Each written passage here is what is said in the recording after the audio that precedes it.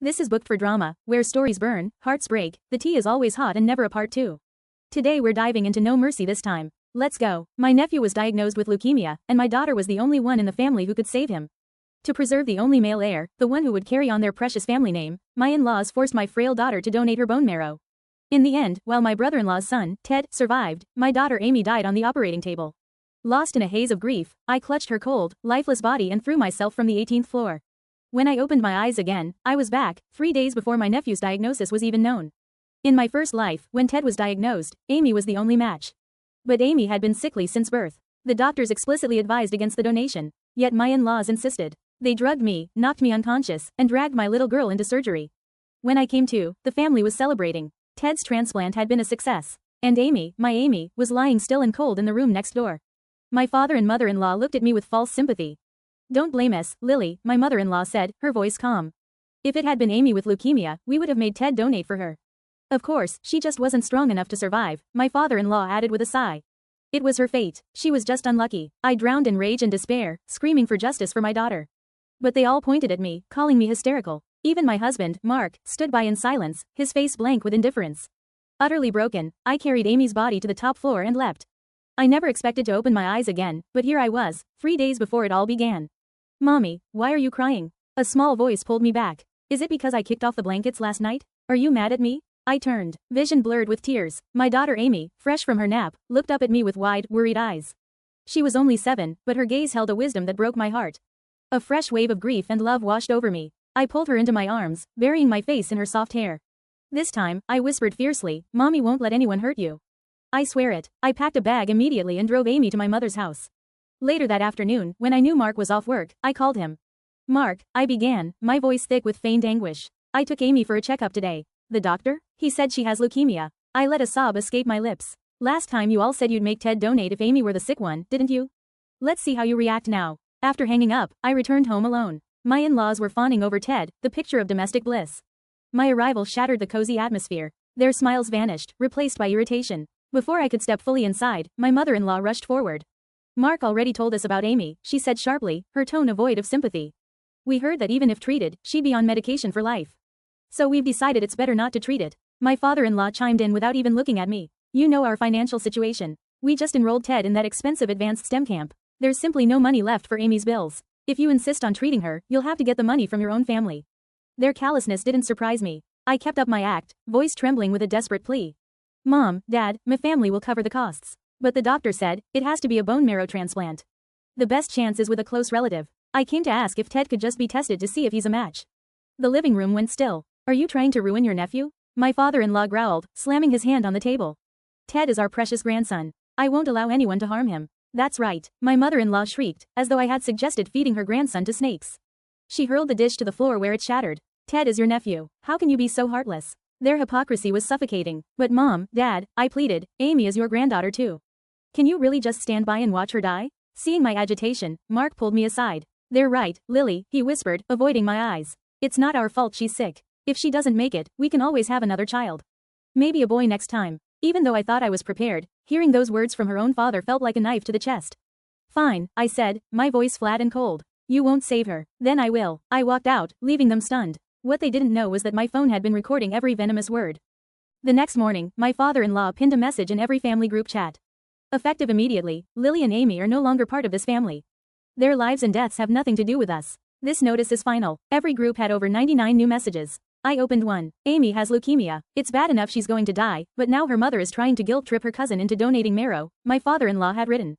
Some relatives defended me. "Donating marrow isn't that big a deal, is it? You can't just let Amy die." I don't think Lily is guilt-tripping anyone. She's just a mother trying to save her child. Poor Amy. What awful luck. But my father-in-law quickly silenced them. "Donating marrow is risky. It can permanently damage your health. If she comes asking any of you, it's on you. We want nothing to do with it." The chat went quiet. Sympathy died in the face of fear. I smiled bitterly. They were handing me the ammunition themselves. "Dad, Mom," I typed. "If you won't help, fine. But why stop others from helping? It's like you want Amy to die." A moment later, Ted's mother replied, "It's human nature to avoid risk. Everyone has their own family and career. If it were my Ted, I'd rather give up treatment than burden the rest of the family."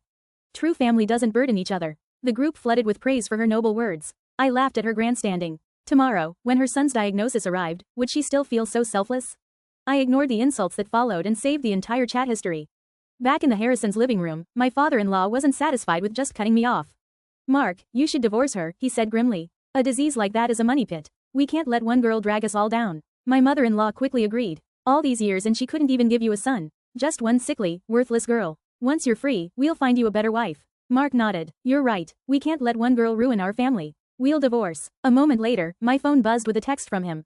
If you insist on saving Amy, then we're done. Meet me at the courthouse tomorrow at 10 a.m. I'll give up my parental rights. Amy is your problem, not mine. Relief washed over me. Amy, my love, I whispered to the empty room, no one will ever hurt you again. The next day at 10 sharp, I stood in front of the courthouse. The entire Harrison clan was already there, huddled together like cowards. My father-in-law shoved divorce papers into my hands. Don't think we're cruel, he said solemnly. No one in their right mind would save her. It's leukemia. If you won't give up, then you can't be part of this family. His act was so fake I almost laughed. The agreement was harsh. Mark gave up all custody, and they demanded Amy be stripped of the Harrison name. They wanted us erased. Mark leaned close, hissing. If you give up on Amy and promise me a son, I'll give you one last chance. I resisted the urge to slap him. Without hesitation, I signed. Minutes later, Mark and I walked out, divorce certificate in hand. The Harrisons beamed with relief, celebrating as though they'd won the lottery. We're finally free of that jinx. Yes, that sickly Amy is gone too. I was afraid to even let Ted near her. What if he caught it? A sick girl like that. What's the point? Their laughter was cut short when a text alert chimed on their phones. I knew what it was. Ted's diagnosis had arrived. The Harrison celebration froze in the air like glass shattering in slow motion.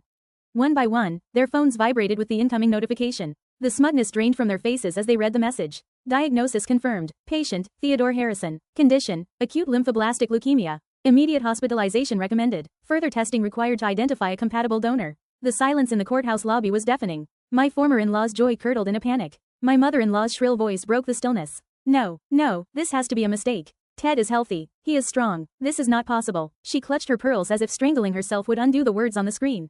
My father-in-law's face flushed crimson, sweat beading on his forehead.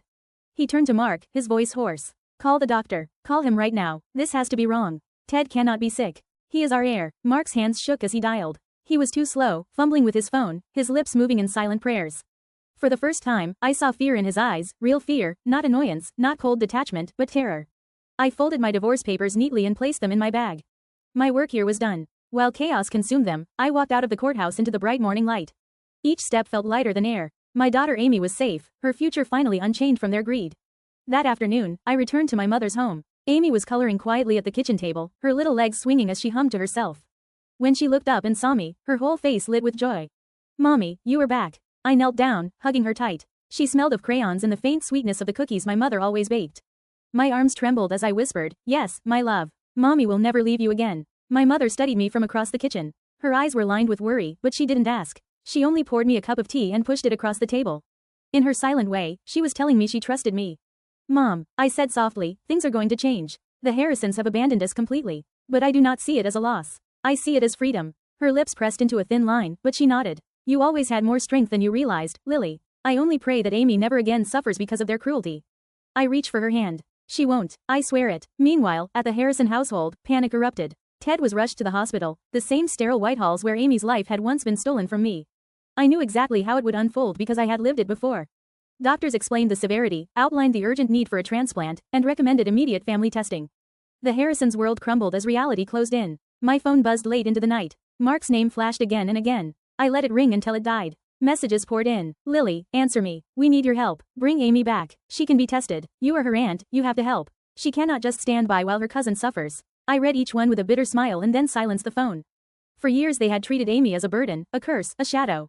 Now she was their last hope. And I would never allow her near them again. 2 days later, Mark appeared at my mother's doorstep. His suit was wrinkled, his hair disheveled, his eyes bloodshot from lack of sleep. Lily, he begged, his voice trembling. I was wrong. I was foolish. Please, just let Amy be tested. If she is a match, she could save Ted. You would be saving his life. He is just a child. I stood in the doorway, my arms crossed. Behind me, Amy peeked out cautiously, clutching her stuffed rabbit.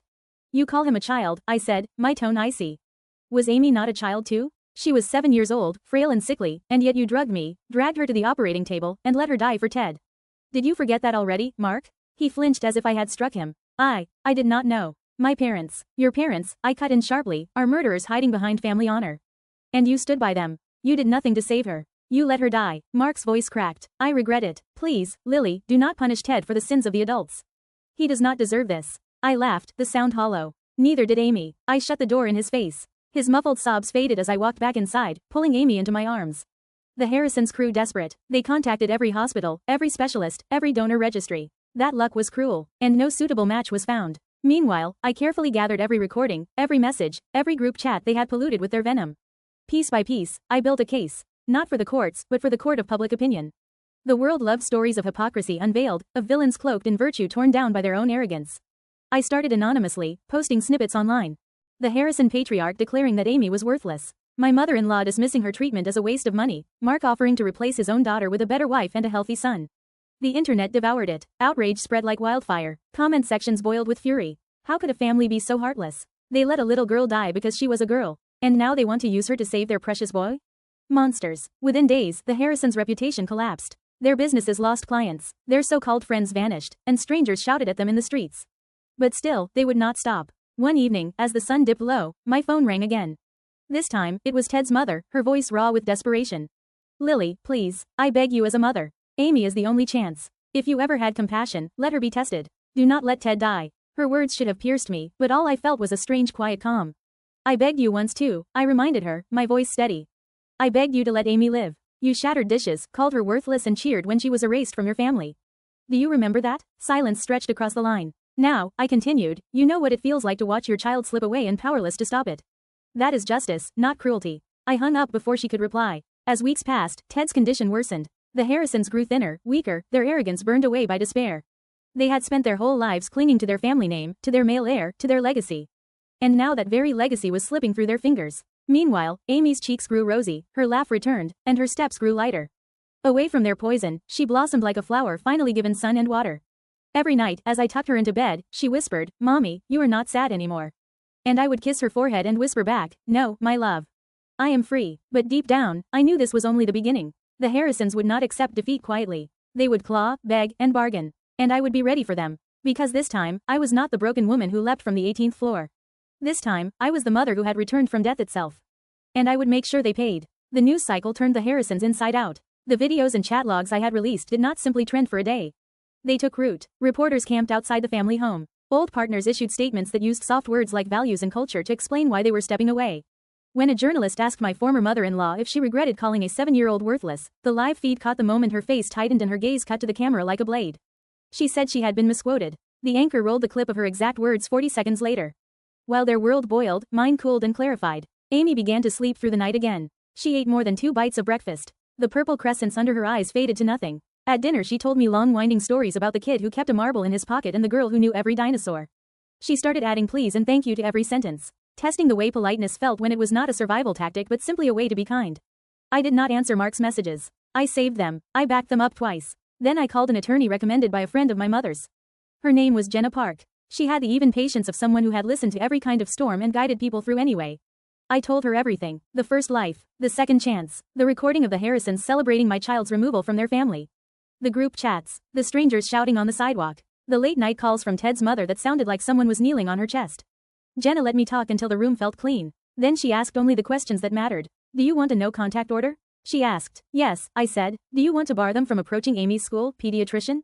Or any hospital where her records might exist? Yes. Do you want to put the medical autonomy decision in writing, in case a hospital ethics board calls you and pressures you to test Amy as a donor? Yes. She nodded and began to type. Paper is the only language some people listen to, she said.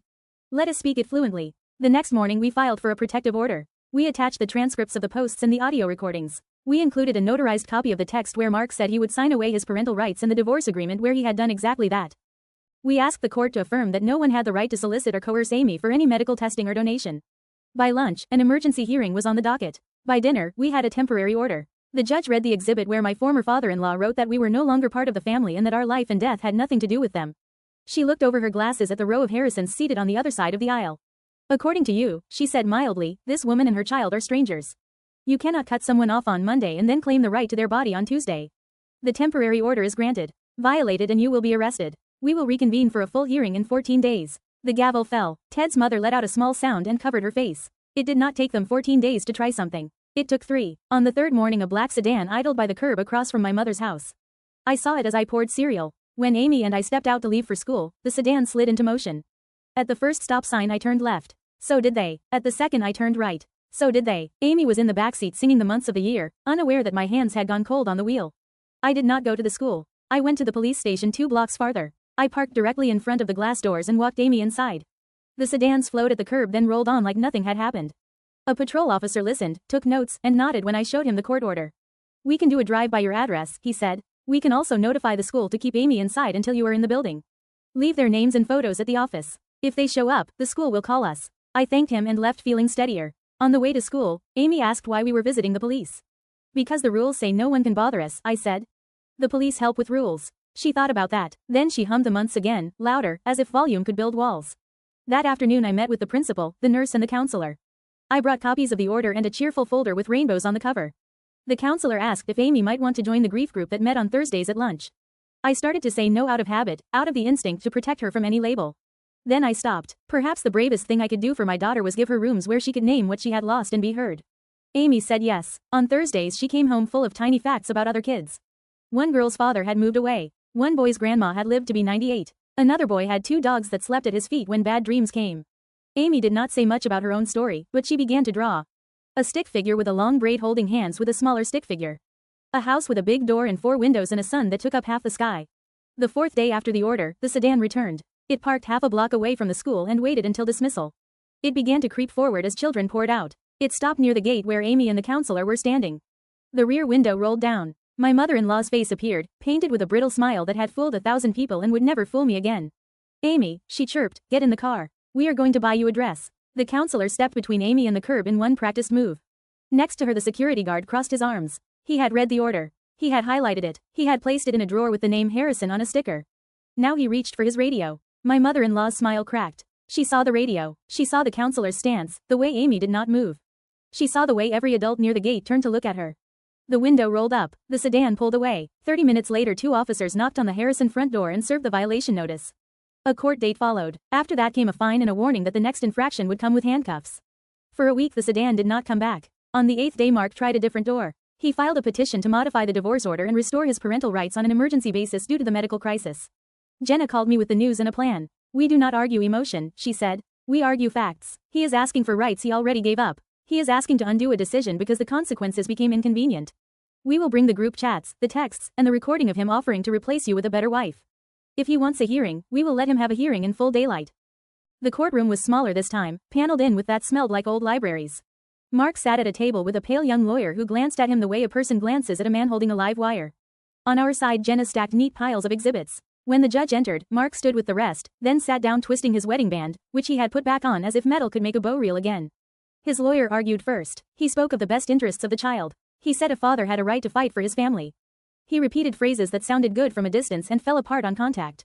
Jenna stood. She spoke without notes. She did not raise her voice. "Your Honor," she said. "The petitioner signed away his parental rights by choice. He did so in writing. He declared the child a burden. He encouraged cutting her off from the family. He cannot reverse all of that because his nephew became ill. The law has a name for this maneuver. It is not love. It is opportunism." Then she played the audio. Mark's own voice filled the room. "If you give up on Amy and promise me a son, I will give you one last chance." The judge's expression did not change, but the clerk winced. Mark put a hand over his face. When the recording ended, Jenna handed up the group chat printouts where the Harrisons severed ties with us and warned the extended family not to help. "The petition is denied," the judge said. "Furthermore, any future attempts to contact the child outside the supervised visitation process outlined in the original agreement will be considered harassment under the protective order. You may step down." Mark did not look at me as he left. He moved like someone whose body had been loaned to him and was now being repossessed. Ted's condition worsened. The hospital where I had once watched a door close on my daughter's life issued daily updates to the Harrisons that sounded more urgent each time. The search for a donor widened. Aunts, uncles, cousins, old friends, former classmates, strangers from the internet. Nothing matched. A reporter called asking for comment about my refusal to let Amy be tested. I did not answer questions. Instead I wrote a statement and posted it from my account, with my name spelled out clearly at the top. "I will not offer my daughter's body to a family that tried to erase her," I wrote. "I will not let a 7-year-old be treated like a spare part. But I believe in children. I believe in medicine. I believe in hope. So here is what I will do. Next Saturday I will host a donor registration drive at the community center. Not for Ted alone, but for every child waiting for a match. If you want to help, come. If you want to yell at me, do not. There is a boy fighting for his life and a girl who is learning to live hers. They both deserve better than your outrage." The post spread faster than the videos had. On Saturday the line curled around the block. College kids came in groups. A retired firefighter brought a thermos of coffee and a stack of folding chairs. Nurses volunteered to swab cheeks. A local bakery dropped off trays of rolls shaped like hearts. A boy in a baseball cap kept handing Amy stickers until her arms were a silver galaxy. Every time someone asked if they could donate to a medical fund, I told them to give to the pediatric oncology unit instead. I sent a delivery of blankets and soft hats later that week with a note that said simply, "From Amy, who likes stars." During the drive, a woman in a navy suit approached me and introduced herself as the head of the hospital ethics committee. She thanked me for organizing the event. Then she cleared her throat and asked the question that had carried ice for weeks. "Would you consider having Amy tested off-site?" She asked gently. "Anonymous. If she is not a match, no one will ever know. If she is, you can decide then." "No," I said. "The decision is no. It is not because I want a child to suffer. It is because you and I both know what happens when people like the Harrisons learn that something they want exists. They do not ask, they take." The woman nodded. She did not argue. She put a card in my hand anyway and told me to call if we needed anything. Then she rolled up her sleeves and began handing out clipboards at the registration table. 3 days later the ethics chair called again. This time her voice was bright. Potential match had popped up from the new entries. A 30-year-old man from 2 towns over. High probability? Of course he would still need to pass the screening. Of course there were risks. But it was hope that did not require my child to bleed. I thanked her and hung up and pressed my forehead to the kitchen cabinet for a long minute. That afternoon, Mark arrived at my mother's porch with his hands open like a penitent. He asked to speak to me alone. My mother went to the garden without a word. Mark stood on the stoop. He looked older by 10 years. The sharpness that had once passed for confidence had softened to something like humility, or perhaps only exhaustion. "A donor might have been found," he said. "They think he is a match. But Ted's levels are unstable. They need to get him stronger before they can even try. Lily, I am sorry. I am sorry for everything I said. I am sorry for everything I did not say. I was a coward. I thought I could give my parents what they wanted and then take it back later. I thought I could be safe and still be good. I was wrong. Please, if there is any way to fix even a piece of what I broke, tell me and I will do it."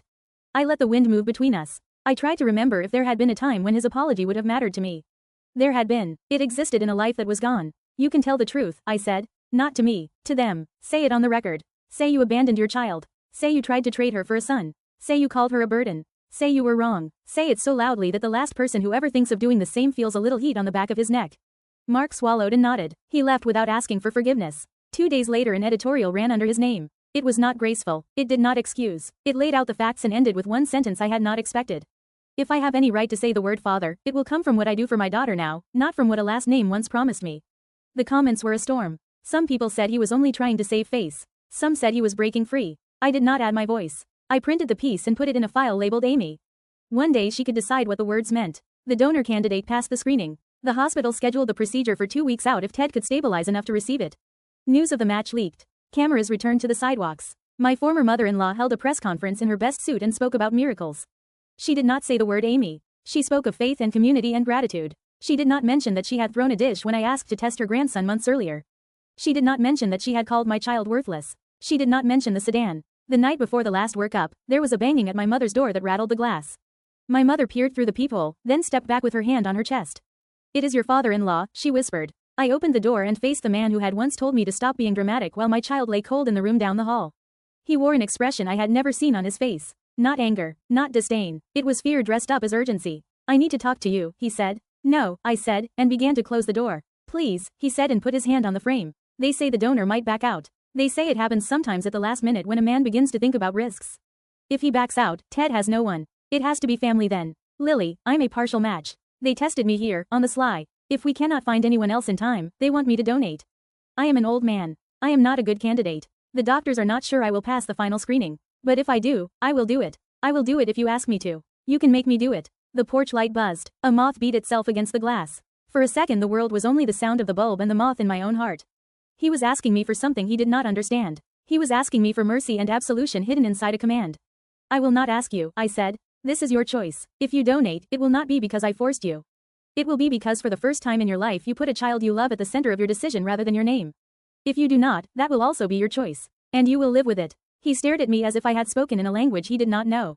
Then he nodded once and shuffled down the steps. The next morning brought another kind of knock. 2 detectives stood on the porch with an envelope. Their questions were crisp. Had my ex-husband or his parents ever drugged me in the past? Had anyone attempted to take Amy from school? Had anyone attempted to bribe or intimidate my family members? "Why now?" I asked. A nurse had come forward, the older detective said. She rewatched the videos from my posts. She had recognized faces and words in an old night shift where a nurse on a different unit had bragged about hooking up a line for a family friend without proper authorization. The detective asked for the name of the unit. She gave it. The hospital had opened an internal review. The review had revealed 3 undocumented administrations of sedatives on a floor that never used them. The dates were familiar. The names were familiar. Past and present bent toward each other until I could taste metal. I gave the detectives everything I had and sat down afterward on the bottom stair, because it is the only place in a house where you can feel grounded and ready to run at the same time. That afternoon the donor's coordinator called. The man was still on board. He had met with the social worker. He had asked every question directly. He had signed his forms. In 2 weeks, if Ted's numbers cooperated, they would try. The hospital asked the families to make no public statements until after the procedure. Mark obeyed. Ted's mother did not. She cried to a morning show host about the cruelty of fate and the way people on the internet had judged her. She said her words had been misunderstood. She said she had always loved Amy. Then she said something she must have thought was small. She said Lily was angry because she did not understand what a family name means. The clip landed in my phone like a thrown stone. I closed my eyes. Then I called Jenna. She listened and then she laughed softly in disbelief. They keep handing us the rope, she said. We just hold it steady. At night Amy began to sleep with her window open an inch. She said she liked the noise the tree made when the wind moved through it. It sounds like talking, she told me as I tucked her in. Not scary talking? The kind that keeps you company? I lay on the floor beside her bed, looking up at the glow and the dark stars we had stuck to the ceiling. I told her that some stars we see are not there anymore. Their light is just arriving. She asked if that was sad. I said I used to think it was. Now I thought it was proof that good things travel farther than we expect. On the day before the scheduled transplant, the hospital called to say Ted had spiked a fever. They had to delay. The donor agreed to wait. Another week. It is always another week when your life is measured in labs. The Harrisons blamed the staff. The staff did not answer. The donor went to work and came home and told no one except his wife and his sister.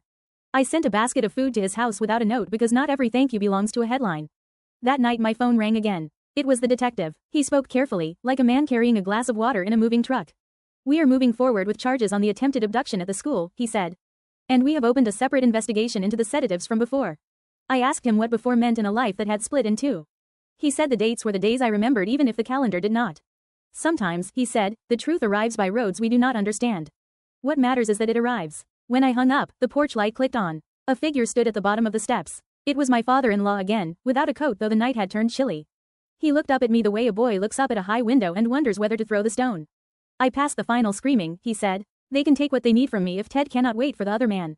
I am afraid. I am also ashamed that I am afraid. But I will do it. Not for the name. For the boy. I nodded. He did not ask me to say thank you. He turned and walked to his car. The moth came back to the porch light and tapped against the glass, relentless and small. When I went inside, Amy had fallen asleep with her hands stretched toward the open window, palm up, as if catching the cool night air. I sat on the edge of her bed and watched her breathe. Once, grief had been the only language I knew. Now I was learning another. It did not erase what had happened. It did not promise a perfect ending. It simply made room for a mother and a daughter to stand on the same side of the door. It gave us time. It gave us each other. In the morning the sun lifted over the roofs and slid along the floorboards like a hand reaching. My phone lay face down on the table. It would ring. It would bring news both heavy and bright. But for a moment before the day opened its mouth, I let silence be the first thing we heard. The world beyond our walls kept moving. The Harrisons kept spinning in their own weather. The donor waited. The detectives filed. The judge scheduled. The hospital planned. Somewhere in all that motion a small girl with a braid and a mother with ink on her fingers had built a life out of plain warnings and straightforward promises. We ate toast. We watered the plants. We practiced spelling the word galaxy. Amy drew a circle and filled it with stars and wrote home at the center in letters that leaned together like friends. Outside, the wind went through the tree. Inside, I listened to its sound and decided that whatever came next, we would meet it with our feet under us and our eyes open. Tomorrow would bring answers. Today had brought breath. For now, that was enough. The morning of the transplant dawned gray. The kind of sky that pressed low and heavy, as if the world itself held its breath. At the hospital, the donor, whose name I had not sought, but whom I thought of as a lifeline, was being prepped. Across the sterile halls, Ted lay in a room surrounded by his crumbling family. The Harrisons no longer looked like the dynasty they once imagined themselves to be. My mother-in-law's hair was streaked with white she had not had the patience to cover.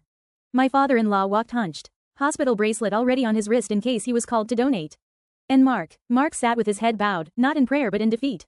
I did not go to the hospital. My place was with Amy. Instead, kept me informed. She had contacts inside, nurses who believed in our cause, doctors who remembered Amy's face. That day, my phone was a lifeline to the truth. At noon, Jenna called. The donor is ready. Ted is stable enough. The procedure begins in an hour. The staff says the chances are good. I thanked her, my voice steady, though my hands shook. I turned to Amy, who was on the living room floor building a tower of blocks. Do you remember the boy I told you about? The one who was very sick? I asked. She nodded. Today, someone very brave is trying to help him. Amy tilted her head, like how I wanted to give him my doll when he was sad. Yes, I whispered, tears pricking my eyes. But even braver. She thought for a moment, then placed her last block on the tower. I hope he gets better, she said simply, and turned back to her play. Her innocence was a bomb. By evening, the news broke. The transplant was complete. The donor had done well. Ted's body had accepted the marrow for now, but the true battle would unfold in the days to come. The Harrisons rushed to call it a miracle. Cameras gathered at the hospital gates. My mother-in-law, in a dress far too polished for the circumstances, told reporters it was faith and family that had carried them through. But the public had not forgotten the files I had released. The comments under the videos of her press conference were merciless. Faith and family? You mean abandonment and greed? Funny how she never mentions her granddaughter. They tried to erase a little girl and now pretend to be saints. For once, the world saw them as I always had. That night, Jenna called again. The detective says charges will be filed next week, she said. Negligence, coercion, medical fraud, and attempted abduction, of course. It will be a fight, but you have the evidence. I sat in silence for a long moment, then asked, will this really matter? Will it change anything? Her voice softened. It will not bring back what you lost. But it will stop them from taking more. And maybe, Lily, it will help someone else who was standing where you once stood. I nodded, though she could not see. The following week, the Harrisons walked into court, not as power brokers but as defendants. The same judge who had once granted me the emergency order now presided again, her eyes sharp and unyielding. The prosecutor read out the charges, each one like a bell tolling the end of an era. The evidence was laid bare, Mark's texts, the chat logs, the audio recordings, the hospital review of unauthorized sedatives. My father-in-law tried to interrupt, shouting that it was family business. The judge struck the table with her gavel. Children are not bargaining chips, she said coldly. Not in my courtroom, not in this world. The case would take months, perhaps years. But for me, that day was already victory. Their empire of lies had cracked in public, where no one could look away. Ted survived the first critical weeks. His body held on, thanks to the stranger who had stepped forward when his own family failed him. I felt no hatred for him, he was only a boy caught in the web of his parents' arrogance. When I saw photos of him later, thinner but smiling faintly from his hospital bed, I whispered a quiet prayer for him. Because Amy had once been sacrificed for him, and I could not let myself become the monster they were. But I did not forgive his family. Forgiveness is a gift, and they had never earned it. Months passed. The seasons turned. Amy thrived. She graduated from grief group to art club. Her drawings grew bolder, filled with planets and stars and houses with wide open doors. At night, she still liked to fall asleep with her window cracked, the sound of the wind in the trees her chosen lullaby. One evening, as she drifted off, she asked, Mommy, are we safe now? I brushed a strand of hair from her forehead. Yes, my love, we are safe. She smiled, closed her eyes, and slept without fear. As for me, I rebuilt piece by piece. I found work again, not in the shadow of the Harrisons' name but on my own terms. I spoke at donor drives, at women's shelters, at small town halls where mothers with tired eyes sat and listened. I told them my story, not the time travel, not the strange twist of fate, but the simple truth.